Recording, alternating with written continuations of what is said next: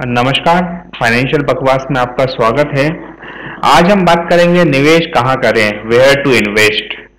हाँ, हमारे सामने सबसे बड़ा प्रश्न ये होता है कि कहाँ निवेश करें जहाँ पर कम जोखिम हो, कम रिस्क हो, लेकिन हमें रिटर्न अच्छा मिले मैच्योरिटी के बाद में।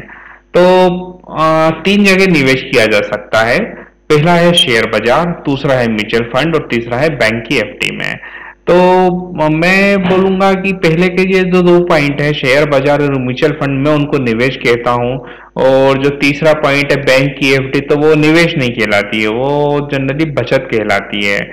अब शेयर बाजार की अगर हम बात करें कि शेयर बाजार में इन्वेस्ट कैसे करें, तो शेयर बाजार में आप अपना सबसे पहले किसी भी कंपनी के थ्रू या बैंक के थ्रू आप अपना अकाउंट खुलवाएं, डीमेट अकाउंट खुलवाएं। फिर उसके बाद में आपको एक ट्रेडिंग अकाउंट ओपन करवाना पड़ेगा। उसके बाद में आप फोन पर या फिर ऑनलाइन जैसे चाहे वैसे आप अपना पैसा ट्रांसफर करके आप निवेश कर सकते हैं, सीधे शेयर खरीद सकते हैं। तो शेयर खरीदने के लिए कौन से शेयर खरीदना चाहिए, तो उसके लिए आपको बाजार में एक्सपर्ट्स की राय भी उपलब्ध है। अगर आप बाजार के एक्सपर्ट के साथ नहीं जाना चाहते तो बहुत सारी हिंदी में, इंग्लिश में पत्रिकाएं उपलब्ध हैं जिसमें आप देख सकते हैं, या फिर जो आपके मित्र हैं, जानकार हैं जो शेयर बाजार में काम करते हैं, तो आप उनसे डिस्कशन कर सकते हैं, उनसे बात कर सकते हैं। तो शेयर बाजार में निवेश करने का सबसे अच्छा फायदा ये है कि यहाँ पर रिस्क जितना ज्यादा है उतना ही रिटर्न ज्यादा है। मतलब कि हो सकता है कि कोई शेयर आया, आपने आज खरीदा और कल से वो बढ़ना शुरू हो गया और 10 दिन बाद ही आपका पैसा डबल हो गया। लेकिन उसी तरह रिस्क भी है कि हो सकता है कि आज आपने कुछ 100 रुपए जमा करे, मतलब 100 रुपए का शेयर खरीदा, लेकिन हो सकता है कि 10 दिन बाद वो 50 रुपए का हो गया या 10 रुपए का हो गया। तो आपको बहुत सोच समझ कर आपको पैसा लगाना चाहिए किसी भी शेयर मार्केट शेयर में। इसमें एक अच्छी बात यह है कि डिविडेंड, तो अगर आपको कंपनी डिविडेंड देती है तो वो टैक्स फ्री होता है, उसके ऊपर आपको कोई टैक्स नहीं देना होता है। तो कई लोगों को मैंने देखा है जो कंपनियां शेयर डिविडेंड अच्छा देती हैं शेयरों पे, तो उन लोगों ने कुछ निचले स्तर पर निवेश कर रखा है और आज उनको डिविडेंड से ही इतनी कमाई हो जाती है कि उनका घर का खर्च चल जाता है। तो ये भी एक बहुत अच्छा तरीका है और उसके ऊपर कोई आपको इनकम टैक्स देने की जरूरत नहीं है। और शेयर बाजार में जब आप निवेश करते हैं तो ध्यान रखें, अगर आप 1 साल के पहले अपना निवेश बेचते हैं तो उसको आपको अपने टैक्स में बताना पड़ेगा।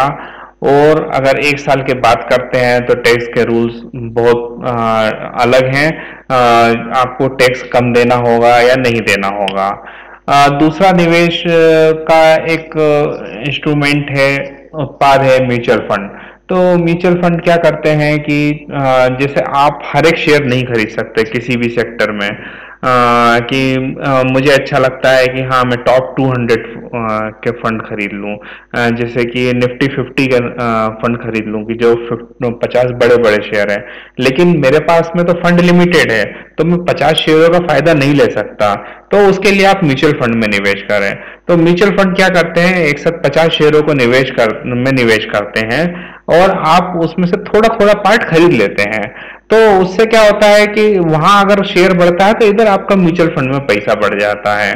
तो अपरोक्ष रूप से आप शेयर बाजार में निवेश कर रहे हैं। लेकिन यहाँ पर एक बड़ा फायदा यह है कि म्यूचुअल फंड में आपके लिए कंपनी की तरफ से एक फंड मैनेजर बैठा हुआ है जो कि बाजार का एक्सपर्ट है, जिसे सारी चीजें पता है कि कब बेचना है, कब खरीदना है, कितना कैश अपने पास रखना है। तो इससे आपका पैसा ज्यादातर सुरक्षित ही रहता है। म्यूचुअल फंड में भी अगर 1 साल के पहले बेचते हैं तो टैक्स लगता है, और अगर आप 1 साल के बाद बेचते हैं तो कोई टैक्स नहीं है। सबसे अच्छा फायदा म्यूचुअल फंड में यही है। तीसरा है बैंक की एफडी। तो बैंक की एफडी तो हम बचपन से सुनते आ रहे हैं, सभी लोग बोलते हैं बैंक में एफडी कर दो, आरडी कर दो, लेकिन उनको केवल 8% या 9% पर एनम का रिटर्न मिलता है। जबकि अगर म्यूचुअल फंड में अगर 5 साल का 10 साल का निवेश के ऊपर इंटरेस्ट देखा जाए, CAGR, तो वो लगभग 15 से 18% है, कई म्यूचुअल फंड का 35% भी है। तो लेकिन बैंक की एफडी में आपको मिलेगा 8% और 9%। तो 8 और 9% में कुछ नहीं होता है, क्योंकि उसके ऊपर आपका TDS भी लग जाता है। और अगर इफेक्टिव अगर देखा जाए कि TDS कटने के बाद में आपको कितना इंटरेस्ट पड़ा मिला है, तो वो लगभग होता है 5% या 5.5%। जबकि अगर आप इन्फ्लेशन यानी मुद्रास्फीति की बात करें, तो मुद्रास्फीति जो होती है वो लगभग ऑन एन एवरेज अगर आप देखें तो वो लगभग 9% होती है। तो अभी जैसे 9% या 8% की दर से हम मुद्रास्फीति को देखते हैं।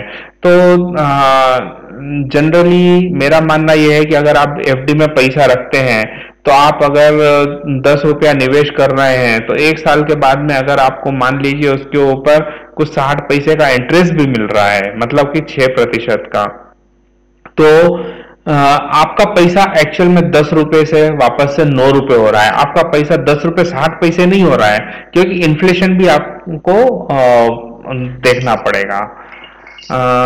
आज के लिए इतना ही। मुझे लगता है कि आप मेरी बात समझ रहे होंगे और सही तरीके से अपना पैसा निवेश करेंगे। धन्यवाद।